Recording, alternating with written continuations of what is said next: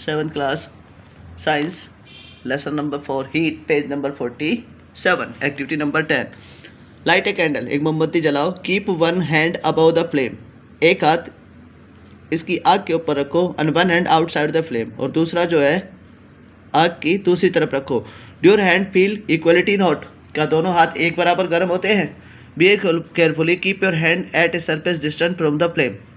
आग से थोड़ी दूरी पर रखें so that do not gate burn ताकि आप जल ना सकें। तो क्या आपको दोनों हाथों में बराबर हीट लगती है? नोटिस सुनो द टूवर्ड और द टॉप ऊपर की तरफ जो हाथ है the air get heated by convection हवा जो होती है heated by convection therefore the hand about the flame feel hot हाथ जो आग के ऊपर रखा हुआ है मोमबत्ती की आग के ऊपर वह फील हॉट गर्म महसूस करता है। ऑन द साइड्स और दूसरी तरफ जो दूसरा हाथ साइड में लगाया हुआ है there is a no convection of air यहाँ हवा का कोई प्रभाव नहीं पड़ता है तो does not feel as hot as the top तो जितना हाथ ऊपर वाला गर्म होता है इतना ये साइड वाला गर्म नहीं होता है। यूज जो convection current ventilator and executed fans are executed usually near the ceiling and of room because the air breathe out for warmer to light ventilators and executed fan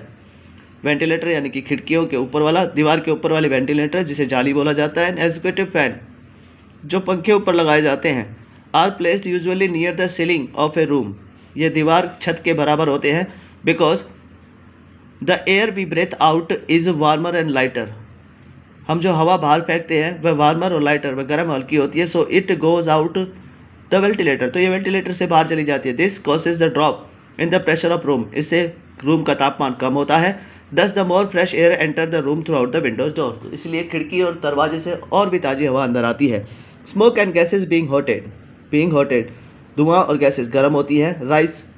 हल्की होती है and income space chimney industrial furnace heater and blowers heat the room by the setting up convention of current heaters और blowers जो होते हैं सर्दियों में जो हम हीटर इस्तेमाल करते हैं वह भी कन्वेंशन ऑफ एयर की वजह से ही हमारे पूरे रूम को गर्म कर पाते हैं। Fireman usually crawl while the entering building where there fire has broken out because the hot air smoke raised up fireman अग्निशमन के जो लोग होते हैं usually crawl while entering a building where fire has broken out because the hot air and smoke rise upward वह नीचे झुककर चलते हैं क्योंकि हवा जो होती है वह ऊपर की तरफ बढ़ती है और धुआं भी ऊपर की तरफ उठता है इसलिए जब ये अंदर जाते तो क्रॉल घुटनों के बल रेंग कर जाते हैं। Sea breeze and land breeze in the coastal area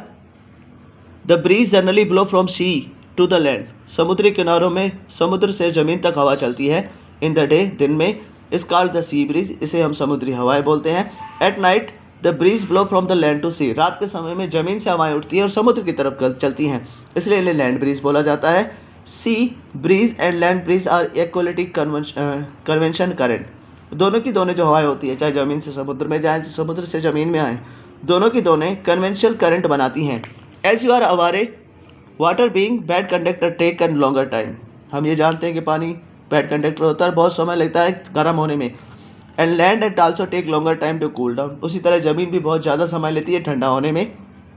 during the day time the land heats up faster than water दिन के समय में ज़मीन ज़्यादा गर्म होती है पानी की बजाय। The air about the land gets heated and rises हवा जो ज़मीन के ऊपर होती है ये गर्म होती है और ऊपर उठने लगती है। The cool air from the sea rushes take place और समुद्र से चलने वाली ठंडी हवाएं इनका जगह ले लेती है। ड्यूरिंग द नाइट रात के समय में loses heat more rapidly than water रात के समय में लैंड ज़मीन जो होती है ज़्यादा हीट छोड़ती है पानी के बजाय। The air above the water warmer and rise हवा जो होती है अबव वाटर पानी के ऊपर वार्मर गर्म होती है एंड राइजेस ऊपर उठती है and cool air from the land more to the stale of surface. ये था आपका पेज नंबर 47-48।